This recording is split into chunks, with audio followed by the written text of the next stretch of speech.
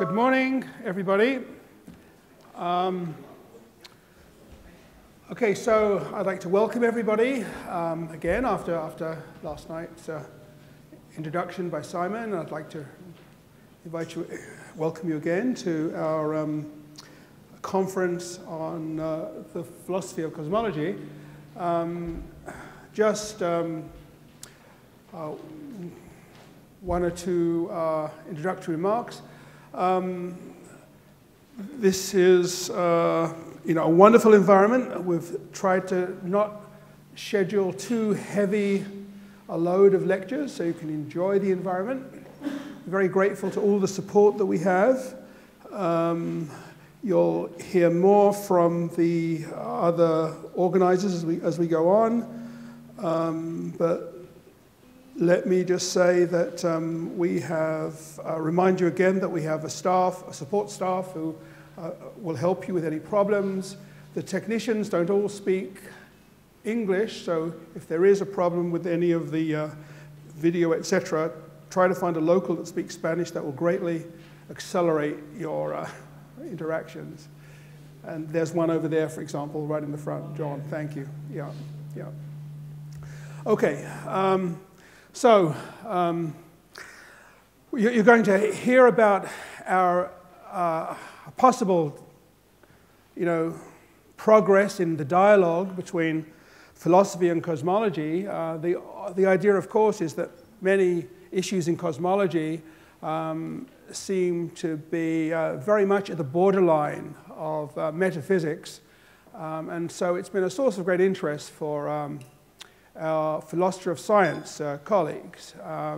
And likewise, much of their language in philosophy is somewhat strange to the physics community. And the purpose of this meeting really is to illustrate how we can progress by talking to each other.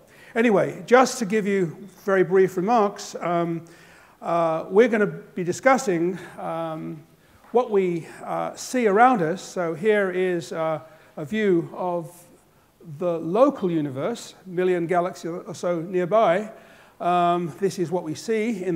You look further away, this is about as far as we can go, the deepest image ever taken in a small patch of the sky. And right over here, this little blurb is the most distant galaxy, probable galaxy ever seen, when the universe was about a tenth or so of its present size, redshift of 10, quite remarkable. And we can go even further, of course, and this is as far as the ultimate distance we can see, the last scattering of the microwave background, the fuzz from the Big Bang, and these infinitesimal fluctuations in temperature basically are the seeds for the structure around us that you saw in the slides of the galaxies. Okay, so I just wanted to show you some pretty pictures, and I'm just going to make one remark now that summarizes cosmology, basically. So if you try to ask, how do we describe the universe, you can boil it all down to what I would say are 10 numbers, okay? Now, these include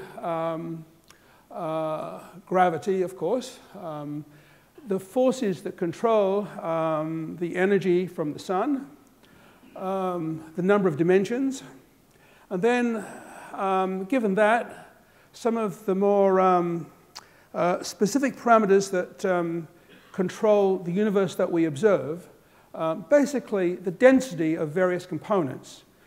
Clearly, baryons are critical. We measure these numbers rather precisely. Stars, the density of stars is another very, very important number because there's incredibly complex interaction between baryons and stars. There could be no stars. There could be far too many stars. We see a certain number of stars. And that's rather interesting. There's dark matter, which dominates everything. And there's even dark energy, which controls the acceleration of the universe.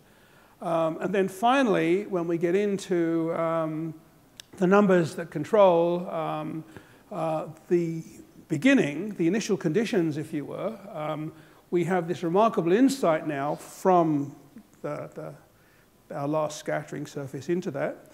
And there are 3 more numbers that describe those, all those fluctuations. So it seems that once we're given these 10 numbers, basically, we can build up our universe as it is. And so it's I suppose this is the ultimate reduction, if you like, to the most simple thing. Anyway, that was just a thought to sort of set the scene a little bit. You'll be hearing a lot more about many of these issues and others too. And so the chairman, let me turn over to the chairman for the morning, Pedro Ferreira from Oxford, who will introduce our first speaker.